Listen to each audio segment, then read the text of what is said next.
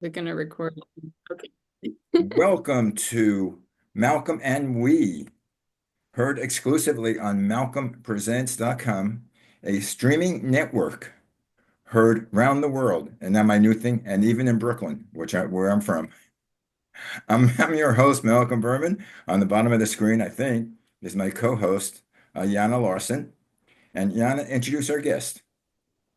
Yes. First, I'm Hmm. going to read a little bit about where Fernanda is involved with, and it's called the Alliance for Just Money, which is a nonpartisan organization of people of all political, vocational, philosophical, and personal viewpoints who share the common value of working together and with individual and organizational allies who share a common purpose to achieve real monetary reform.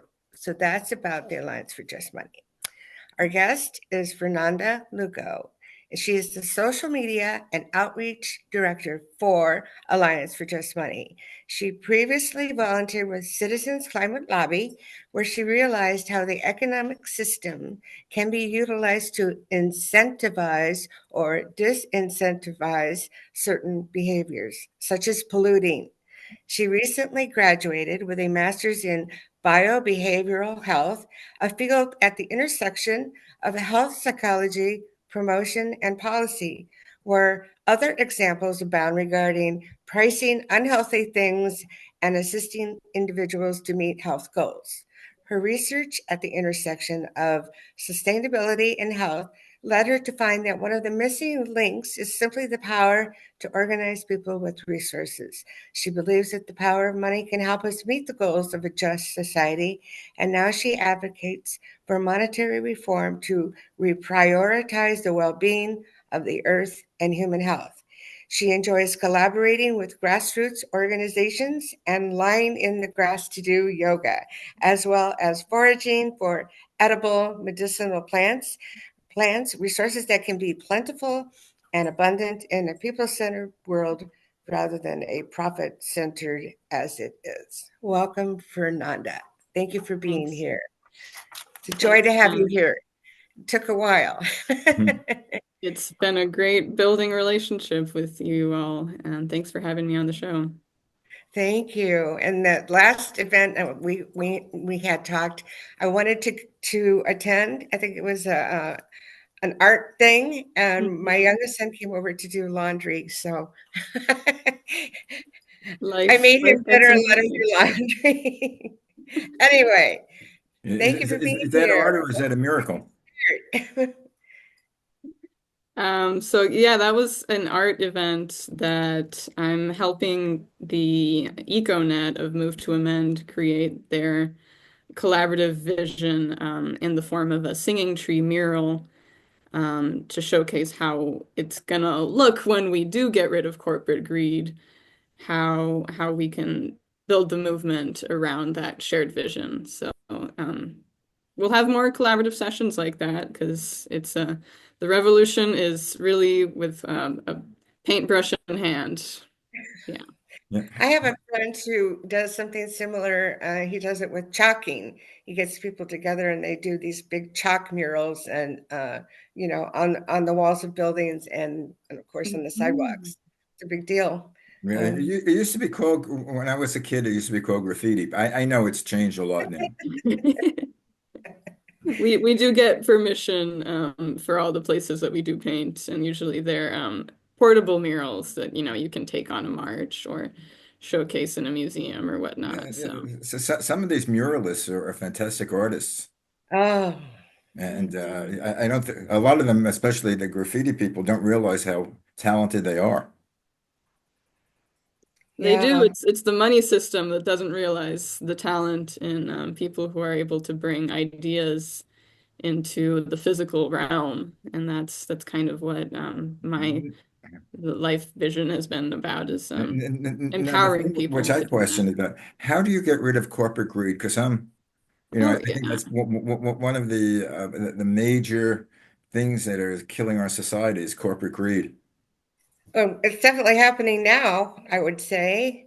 Well, It is so Well, and scary now and it's so more than much corporate worse. greed. It's I don't Yeah, want to get into that portion of it. it's Yeah. with very tiny letters compared to what it is. Yeah. So go But ahead, Fernanda. how do you get rid of corporate greed? Because some people used to believe in trickle down economics. In other words, they felt if you lowered uh, if you lowered prices, uh, the company would make more money. They take this money They would share it and they eventually. would share it with the That's people because that's the they would theory. lower the prices of commodities. But what's happened is what they do is they put it back in the bottom. They put it back in their corporation and they buy the stocks back. And they have the CEOs now instead of making $20 million will make $25 million. So, Yeah, you're right. That's a huge problem. And I guess politically, our democracy is being overrun by the power of corporations because they're in the back pockets of the politicians already, and they're able to shape and whisper their ideas for policies that will help grow their bottom line. But what you're talking about with the owners of these corporations, once they do see a growth in profits, like why aren't they? That comes down to a deeper humanistic level. Like, what is their fear of sharing, perhaps? And so I think one of the connections that's needed as part of this revolution is that humanistic aspect of just connecting at a human level with each other and seeing that what helps your workers will help you. now you're now Causes the yeah now you're freezing a little. I'm not sense of freezing, but times yeah. and will affect those on top. I guess Yeah, we froze a bit. yeah. Maybe we could try turning off your video and seeing if that Yeah. works, 'cause at least we've met you. Um, we'll see if that works. Biobehavioral, is that the same kind of in the same area as social biology Sort or of. sociology? Yeah, the way I went into that graduate program hoping to get more involved in policy around health. And of course, policy turned out to be such a bigger monster to deal with. But the what I really took away from that learning was is that human biology and like our neural networks connect to how we're doing behaviors and how our behaviors then shape Mhm. our habits and that shapes our community and really focusing on inner And makes us now your do. voice went up. But put your picture back on for a minute. Let's see what's Yeah. happening. Oh man. Okay. Well, so it's how the behavior is influenced by how the community behaves, or the other way around.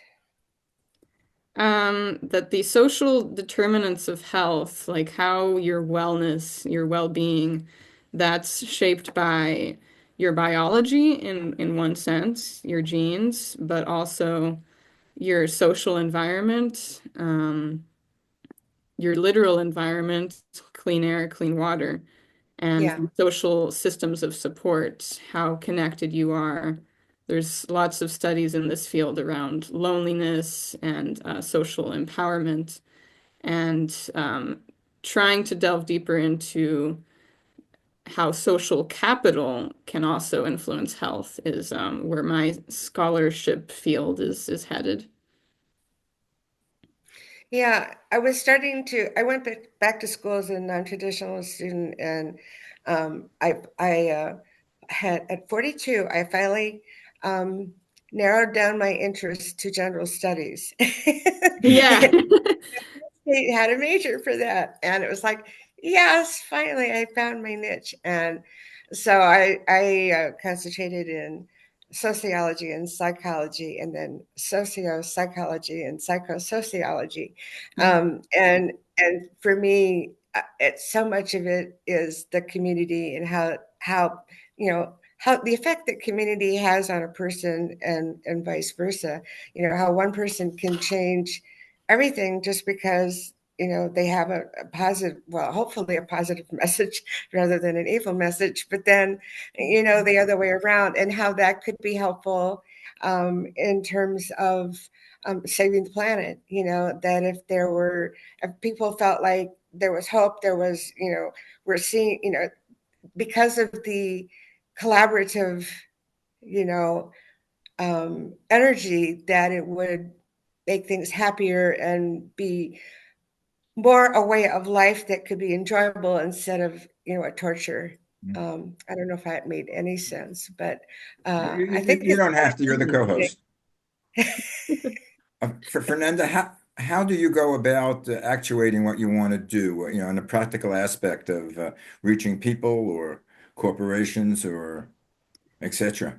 Right. I connect with the amazing nonprofits that have their campaign missions and visions well panned out, and there's always bits and pieces for us ordinary people to do, to go out and petition, go to marches, lead webinars that share more information, Mhm. and weaving in the connectedness of what we're doing in our daily life and how the corporations and what the political sphere, how that affects our daily life. That's a real crucial point to bring home to people because it is kind of distant oftentimes. I mean, unless you're one of the people whose lives have already been uprooted by climate disasters or your union has been busted, it's pretty distant for a lot of people. But showcasing that that reality exists,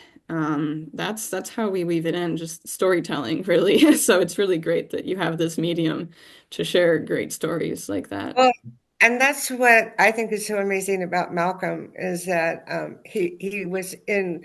Well, Malcolm can tell about it. Malcolm, tell how you got to this point here, Yeah, tell where you us. started out. How do I go? I started out in my mother's womb Now, back in and then Brooklyn, New you were, York. and then you were Coney Oh, you Island. want me I to know. speed up till the You know, like your business life. on my business life? Originally, I started out, as everybody knows who listens, I started out in television, in communications. From there, I went to advertising. I was producing TV commercials, and that was a prior life when I lived in New York City. When I moved out to California, trying to get into the picture business, the movie business, which everyone does, and being a total failure at it. Oh, you were? You didn't tell me that part. Well, I was trying to do scripts and become a producer, Oh, which never happened. But that took about a year and a half until I became completely broke. oh. Then I got into radio sales, and I became a station manager of a local radio station because back then stations were run by individuals. You know, there would be one owner or two owners of the station. This is out in Los Angeles. That you could get something done. You know, if you had an idea of doing something, you'd go over to the owner and he would say yay or nay. Then after a while, all these radio stations became corporate. They Hmm. were all owned by, they weren't owned by one person. They were owned. So you had to go over to a regional manager who went over to a national manager who went over to something else. It was so layered with managers. Then I discovered the internet. This was about 5, 6 years ago. And with the internet, I became my own boss. Yay. You know, all I needed right now, you know, I have, of course, this wonderful background, which is all, unreal. It's all on a green screen. But it looks impressive, I have to say. It does. Sure Right, right. does. People have wanted to know, how I have accumulated my studio, whether I own it, whether I rent it out. But in actuality, it's all virtual. I'm It's just here in my bedroom, looking at my computer. So But you learned quite a bit now, about human psychology in your work in advertising, I'm guessing, because they use all the tips and tricks about how to get people's attention and I guess using Yeah. the word manipulate is harsh, but it Yeah. is because you're Well, trying to you get into me. something out. Persuasive. It was persuasive. Yeah, Yes. I found out in sales, when I started, people are impressed by if you're a salesperson, especially if you're selling, $1 million products, which I did as far as, advertising budgets to be put on a radio station. They have to be impressed by you, not necessarily what you're selling, but by you as a person. So it Hmm. matters how you dress, if your shoes are shined, if your hair is combed, what type of car you drive. Nonverbal communication. None of it, because people want to buy, people in sales, people want to buy something from people that look successful. Hmm. Mhm. If So, so then, Malcolm, I wanted you to get to the part where Malcolm and the we, pandemic comes along, and you saw opportunity. well, it's not yeah, well, more and more I saw people relying on their computers, on the internet. And my major was communication. I found out with the internet, number one, I could be the boss. But there's a lot of things that I wanted to do, uh, as far as you were talking about, like people getting together, the average folk. They all listen to the internet. Hmm. Or are involved with it somehow. Yeah, and Yes. then then I met, and then I was doing different shows because what I'm trying to do is build a network of internet shows like this. And ABC has various different shows. Malcolm Presents has various different shows, has different meanings. But I got m very much involved, let's say, with Yana and We the World, which we could reach an international group of people. We've had, I don't know how many co different countries on the air, and the only problem is A lot of people. some of them I couldn't understand. I needed Yana as an interpreter. For Oh. some reason, no matter what the language is, Anna has an ear for it, so I can say, "What did he say?" But anyway, And this was a ask your way of question to reaching clue people. Malcolm in on what we're talking about. But this is a way of reaching people like you who have something to say. Yes, so that was the idea. Mhm. He saw the wave of the future, and TV stations were really changing. The whole uh, media, what's the word, entertainment, everything. And so the idea was that we're going to be, and we can, yeah, with the global reach that we can have, so that we can talk to more people and reach more people, hopefully, and hopefully younger people. I don't know how successful we are being trying to get to younger people, Well, the but thing is, it's a marketing on the internet is very complicated It and sure yes, is. very time consuming. So I'm hoping to reach like people like yourself. That basically, Me too. number one, what we would do, you would text all your friends that you're on this show, and they could come on to the show and listen to it. Hmm. Then they would go to my other shows that I have on. I have which is The Many Shades of Green, which is all about the ecology and what we do to make the world a better place.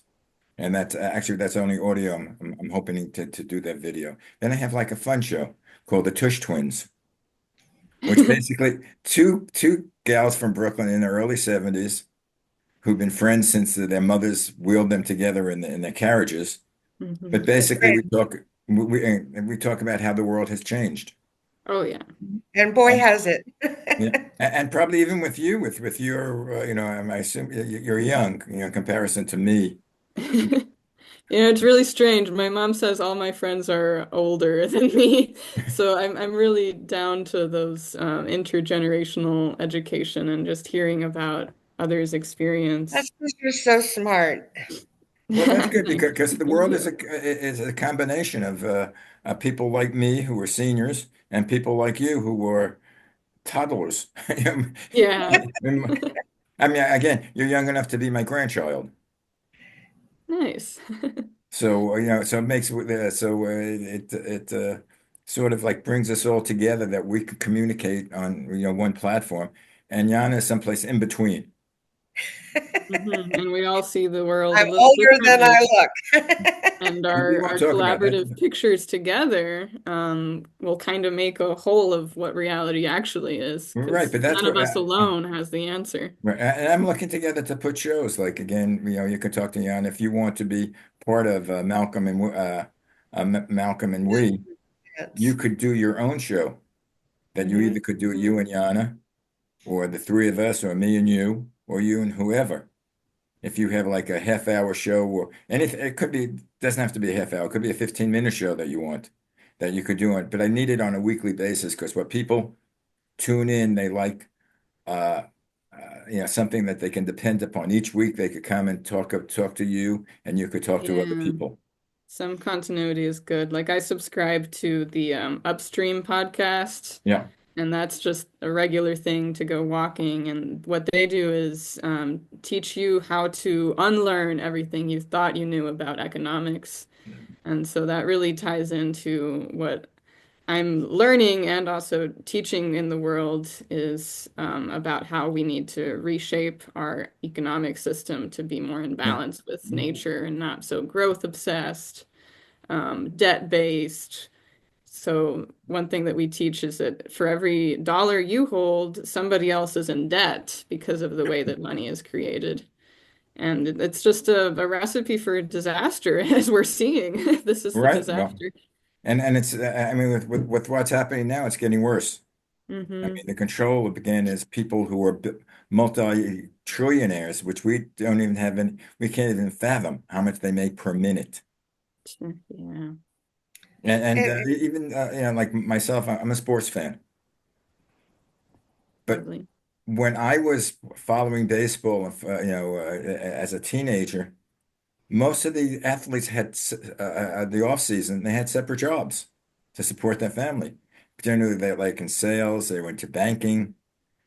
Uh, Hmm. being a baseball or a football player wasn't enough for them to Wow, earn yeah. all year. Now you make someone, you have someone that's making $50 million a year for playing football or playing baseball or playing basketball. they may spend a lot of that time being injured and, Yeah, well, but they, that's the insurance companies, take care of that. I guess which is expensive, but the clubs have certain insurances that a player can play a certain amount of time. I guess I don't know. Fernando, where did it all go wrong, do you think? Oh man. When we stopped talking to each other, really. Was watching But a was it the invention of anything or, you know, gee, it's so it's really complicated. hard to pin down, but I was watching this documentary Join or Die, and that's about the social connections, social connectivity and how that's decreased since like the 1960s, 1970s. It really took a downhill dive. And there's a book called like Bowling Alone, really Mm. famous researcher that analyzed like how much people go out to social gatherings and join clubs and stuff. So now I'm trying to join all the clubs I possibly can and make sure that each club knows about the other clubs so that we can all collaborate towards the same end goal. Because Yeah, there's so many silos and divisions, right. and we all create these languages and slogans that we're working for, like change the money, change the world, get corporate greed out. And it's really all really the same mission. We're just using a different language. And the more that we Right. don't connect, the more that language will start to deviate. And so I think that when we come back to utilizing art and symbolism, it also creates a unifying language for us to get on the same page. How are you using art? Let's say, give me an example of what you've been doing. Yeah, so the model that I'm being trained in as a muralist facilitator, we're host collaborative sessions and we talk about our heartbreak and our issues and draw through symbolism what we want to visualize in the world. And so that's called the Singing Tree Project through Unity Through Creativity. And it's a whole network. Internationally, there's been 150-ish murals created in this, like these same stepping stones of, you gather your core people, you talk through it, you do the symbolism. And so we're doing them on any topics. Like I mentioned, we're doing it with the EcoNet of Move to Amend. We did it for the Alliance for Just Money to prepare for our Chicago March, May Day for Money. And it does get people closer together because when you paint together, when you're using your creative side of your brain, you're actually creating neural pathways and connections that build community through oxytocin and reduce like the stress and competition that we see in everyday life, which is just a contrast to the studies of like when we deal with money, there's research that increases our competition, makes us alienate each other. So I think art may be the recipe to solve the money thing. So it also creates value too, though, because every art piece, like they can be displayed, they enrich the places. They can get put in museums or private homes, or just as part of the intellectual property of the movement. And so it can have great meaning as far as, if someone is creative and creates something to be representative of what they're feeling, but it can also be because you just like a design it's peaceful to you to just color, you know, Yeah. um, just doodle. Because during the pandemic, I got into the coloring books for adults, and it was just so therapeutic to just color. And I had to think as far as like if I wanted to follow a pattern. Sometimes I didn't want to. And sometimes if I made a mistake, I found a way to make something with that mistake. So to view it as opportunity. Now, that reminds me of when we're children, you Mhm. had to color within the lines. Yeah, They had Yeah. certain lines that you had to draw within, and you had to put a certain color for a certain thing. Then there was a right. movement, probably when I was in I don't know how old I was, probably like my 20s or 30s, where they were teaching kids to be creative. So if they didn't want to go within the lines, they could color outside of the lines or put different colors on different things that people weren't used Yeah. to use the creativity of the mind. What do you do? Yeah, we actually start with a blank page, and the key to unleashing everybody's creativity is that any idea that comes to you for the project is needed by the project and is sent by creator, the universe, whatever you want to call it, to contribute to the project. And so to unleash people's creativity, we often give them really small pieces of paper to fill in. And we say, nature doesn't like a void. Nature is always trying to fill the void. So color all of the white spaces, just whatever ideas come. Use color, use shapes, use words if words are what's coming to you. Those are special too. And providing the template of the tree as a main centerpiece provides a space to, there's that fear of a white page when you're Yeah. starting any project. So just having a tree as like a main idea and you can add whatever around it or different shapes of leaves, something in the roots that helps get rid of that creative block oftentimes. So I've found it a very liberating structure Mm. for human How do you creativity. how do you collect them then to put them together?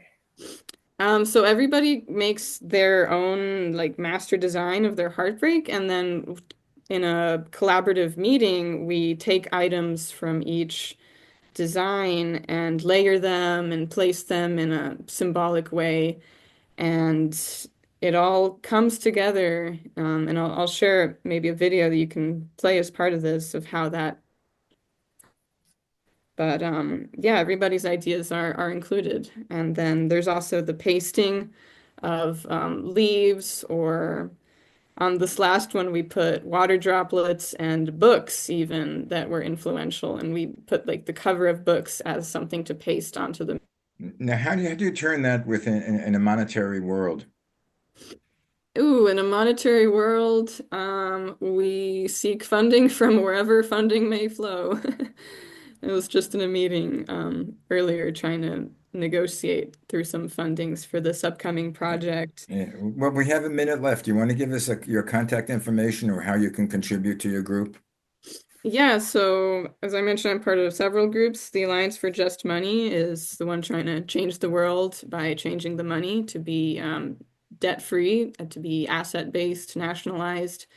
The artistic side is with Unity Through Creativity. And locally, I'm involved in Eco El Paso and several local coalitions to foster environmental care and stewardship here in the desert region. So that's, Were you in El Paso, Texas? yes, El Paso, Texas, right on the border. It's not a border crisis. Everything they say is an exaggeration. It is totally. Yes. And Malcolm, don't forget I have to do my little thingy for Yeah, but about that's but your little. I don't know if we should do your little thing on camera. yeah, I have to do it on camera. I'm You teasing. look great. Okay, your time's up. Do Wait do a Thank minute. do, you. do Let your me do little this. Okay. do And your little okay. thing. Okay. Join we for MLK, Manifesting the Dream and 40 Days of Peace. Take action and be of service at we.net/MLK. So, Fernanda, I had asked you if you had time to be part of our MLK event, and you're too busy, but I'm going to be trying to get you for 11 Days of Global Unity because we have to collaborate and help each other. And thank you so much for being here. You've Yeah, been wonderful, amazing. thank Thank you very you. much, and tell all your friends about it. On malcolmpresents.com. It's For Malcolm and we, sure. and listen to the shows. And if you want your group to be represented or part of it, see if you would want to do a show on your own. I Awesome. think it'll be very good. I think it'll be very good as far as illustration to illustrate your creative desires. To Hmm. maybe do a class and see how you do work and proceed from there. Or whatever else you think of. Or whatever else you think of. But thank you very much for joining us. Thanks for the opportunity and the Yeah. chance to talk with you, awesome Yeah. folks. And you've been Thank listening you. to You're Malcolm and awesome we in on person. malcolmpresents.com, and we overtalk each other. But thank you again. See you next week, Anna. Thank you. Bye. Hmm. And that's where the